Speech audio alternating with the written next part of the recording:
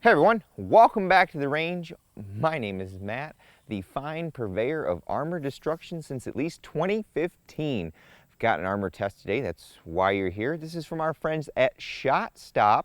A while back we tested their original GT or green tip plate. Did pretty well against our 5.56 threats. Now today we have their GT2 plate. This guy is very lightweight at 3 pounds 8 ounces. It's only 640 thousandths thick, so a very thin plate. It's multi-curve there. You can see those nice little fancy sexy curves there. In full transparency, ShotStop sent me that GT2 plate along with some of their level 4 plates with no strings attached. While I'm not an NIJ lab, I try to stick to some constants. That way we can take some data away from these tests to compare against other plates. So I shoot at 45 feet, I shoot at 0 degrees.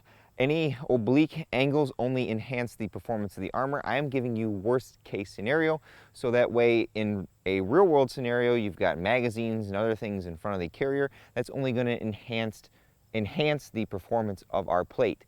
Since this does employ a ceramic strike face, we've gone ahead and dropped it on its face 2 times, again per the NIJ standard.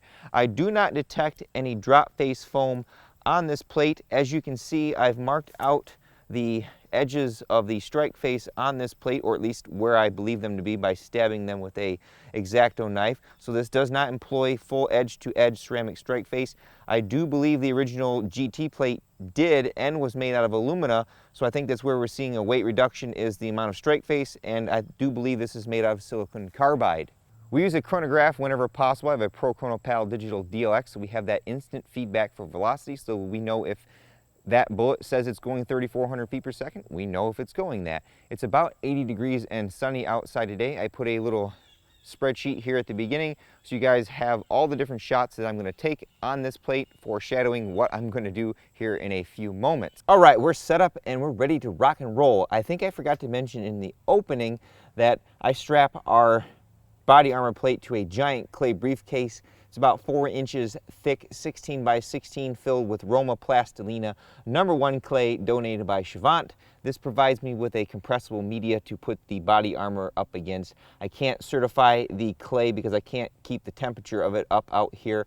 So it's going to provide us with a representation of backface. So in an actual NIJ lab, you may see more backface. I'm probably going to murder his channel name, but the Calcara 131 recently tested the GT2 plate, and it performed pretty well against 5.56 threats. Now, ShotStop does list this as an RF2 plate, which means it has to stop 6 rounds of M80 ball. So we're going to start with our 5.56 threats. We have a 22-inch TC compass with a turbo 5.56 on here, so this is maximum velocity. We have M193, that's a 55 grain full metal jacket. We have M855, that is 62 grain full metal jacket with a conical steel hardened tip inside of it. The entire core is not steel, just the tip, and the core is actually lead. Then we have the Army's current issue standard ball, which is M855A1, the enhanced version of M855. It is 62 grains as well. It has a copper core and a much larger steel arrowhead. I'm going to take 9 shots total on this plate with this gun. Hopefully we space them out correctly, and then we'll go down and see what we did. I will test 308 from a 16-inch barrel against this plate. I think we have a 3A backer on board that we can use to judge how well this plate will handle it.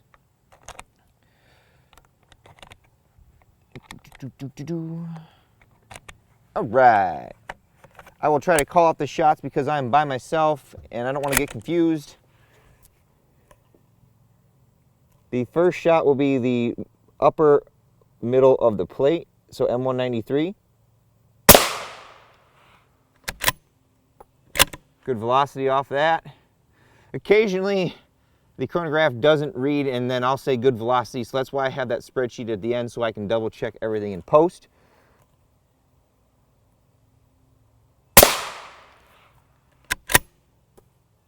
Really good velocity.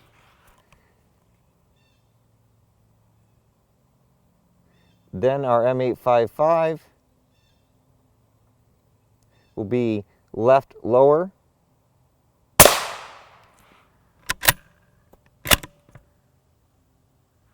Oh, sorry, that was still M193. Got to Gotta slow down, guys. Now it's M855. That's what I'm looking for. And then I'm just gonna walk these right in the line, guys. Still M855.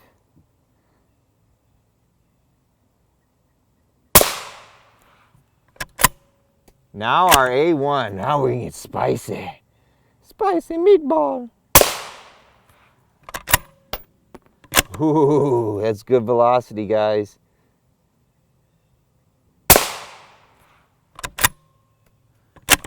Last guy here.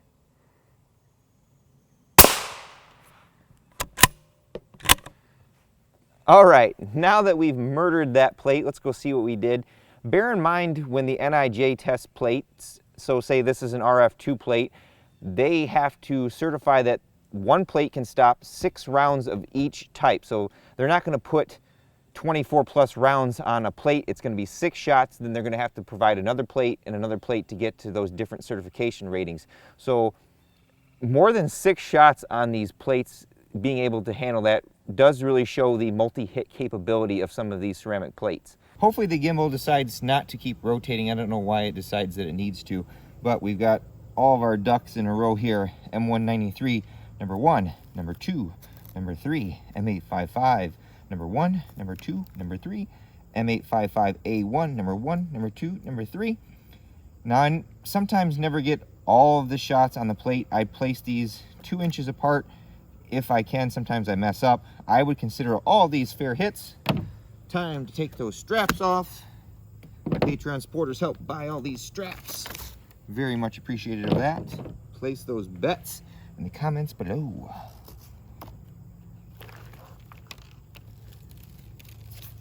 R.A.N.G.E got a penetration on number 3 of our M855 A1 there. All of our other shots, I do not see any penetrations there. Got a little bit of backface going on in our clay there. I think for our 308 testing, I'm going to save the bottom of the plate here. Maybe we'll take a shot with the 16, 2 shots with a 3A backer and see if it goes through. And if it doesn't, then we can step up to the 22 inch and see if we can get a penetration. Now this is where it will get a little bit interesting. Like I said, from the Calcara 131's test, his 16 inch 308 penetrated this plate. So I've added a level 3A backer. It's the one that I got from the Dragon Skin armor test. That one's still in good shape, so we're going to put that behind our plate. We'll take 2 shots of M80 ball. It's 145 to 150 grain full metal jacket. Sometimes it employs a bimetal jacket that attracts a magnet. This is Poonsang or PMC. We have a 16-inch CZ557 Urban Counter Sniper with a JK Armament rifle kit on there. We'll take 2 shots of this, check our plate, and if it stopped it, we'll step up to the 22-inch so we get maximum velocity out of this and see what it will do. That is, if there is enough of the plate left. I am not sure if this is a tile array plate or a monolithic. We will find out when we tear that sucker down. So this will be the lower left of the plate.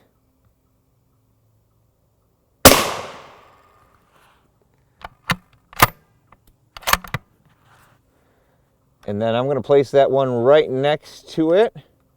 Hopefully this didn't penetrate because I don't want to beat my clay back into shape any more than I have to. I don't think I have to write these down, but here is shot number 1 and shot number 2. Those are 4 inches away from each other and about 3.5 from these other ones here. Kind of curious. Curious George. Please don't penetrate my clay. Ho! No pass through. Now there is quite a bit of dimple there. You can see more bits of the plate are falling out, but it stopped it. Let's look at the back face there. Oh, not too bad, not too shabby. Get the old depth gauge out here.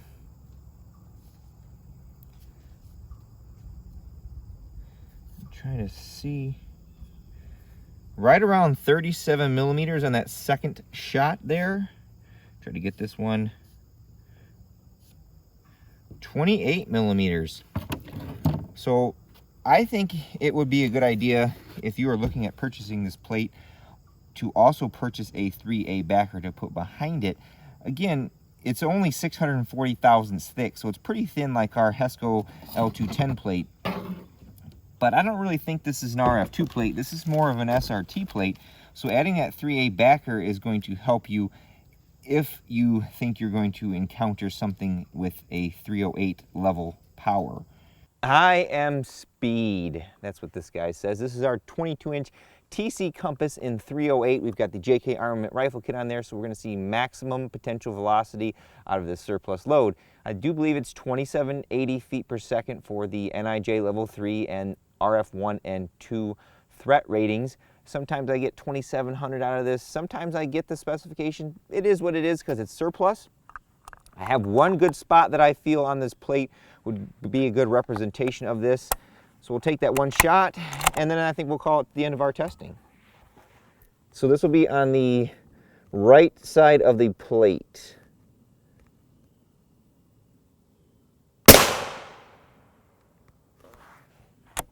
Ooh, 2796. So we got our velocity there. Nice. Let's go see what we did. Our final shot with our 308 was right down here, so we're 2 inches away from that last shot. I wanted to be up here a little bit more, but I felt there was a solid amount of ceramic right here to give us a good representation. Still have the 3A backer behind there. There's not much left of this plate, I don't think. Ho! No pass-through. Now it has completely delaminated our polyethylene from our strike face, but it contained it inside the plate. That's a good thing. Hopefully I'm still on camera there. Now our back face is going to be right there. Ooh. As far as our back face goes, that looks like a pretty hefty dent there. We're right around 42 millimeters, so that's approaching the limit. Like I said, this clay is hard. It is about 80 degrees outside, but it needs to be about 95 for this to calibrate correctly. So in an NIJ test, probably going to see failing back face even if it does stop the projectile. Now on to the fun part, paging Dr. Matt to surgery. Let's cut this sucker open. Dr. Matt, how was the surgery? The surgery was a success. All right, here's the back of our GT2 plate. That's what's left of the cover, just that polyurethane or rubberized coating. Now here's our backing plate. This is the ultra high molecular weight polyethylene. Not sure what quality it is. I know ShotStop has a patent on their Duritium. I'm not sure if that's some different type of polyethylene or if it's some method of how they stack this all together. It is not pressed that I can tell because it delaminated rather easily, and these layers are rather easy to separate. Definitely feel that that should be pressed together. That probably would help control that back face a little better. There was our only penetration from the M855A1, and when I get to the strike face, I think we've kind of figured out why. What do we have here? Hexagon tiles, 240 thousandths thick, silicon carbide from what I can tell. Boron carbide is not easy to distinguish from glancing at silicon carbide, but I do believe this is SiC. You can see more of them in here. So using the hexagon tiles really shines in making a multi-hit capable plate, especially against 5.56 threats. However, when you get to like the 308 threats, those smaller sizes can play against you.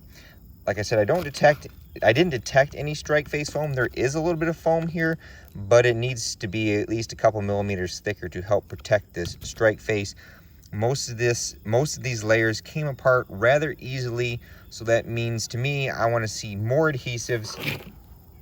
Here is that foam edge there, quite a bit of foam all around. Like I said, if the manufacturer's upfront about it, it's you, the user, that makes the decision on whether you want full edge-to-edge strike face. I'm just here to be as transparent as possible. That's why I'm doing these teardowns. Interesting. There's ceramic all over my table. My overall assessment of our ShotStop GT2 plate, I would firmly place this plate in a special rifle threat or SRT category. I firmly believe, given its current profile and its drive to be thinner and lighter, is costing it its ability to possibly stop M80 ball, at least 6 shots of them going at the full N.I.J. specification for velocity. Of course, that threat assessment is my opinion, and my opinion alone based on my testing and prior testing. And you know what they say about opinions? They're like assholes. Everybody's got one. My testing should be a supplement to what you guys are looking for when looking at different body armor purchases, and definitely rely heavily on the manufacturer to provide you with official N.I.J. lab results for the threats that you're looking to stop. There are different missions and different criteria that person A may want a really thin plate so that they are concealed and they're not concerned about facing special threats such as M855A1. They may be looking for stopping 7.62 by 39 mild steel core, or maybe there's another person somewhere that the most prevalent ammunition in the US is M855 and M193, and they want to stop that. And something like this plate would definitely do them very well. The sun is starting to set, so that means I need to pack up and get the heck out of here before the mosquitoes come out in full force and bite the crap out of me. As I close out all of my videos, I like to take a moment to thank all those who helped make these possible, especially in 2021. Number 1 is my Patreon supporters. Number 2 is Skip over at ShotStop, who again, in full transparency, sent me that GT2 plate for me to destroy with no strings attached. And of course, number 3 is you all for watching. Until next time, I'll catch you at the range.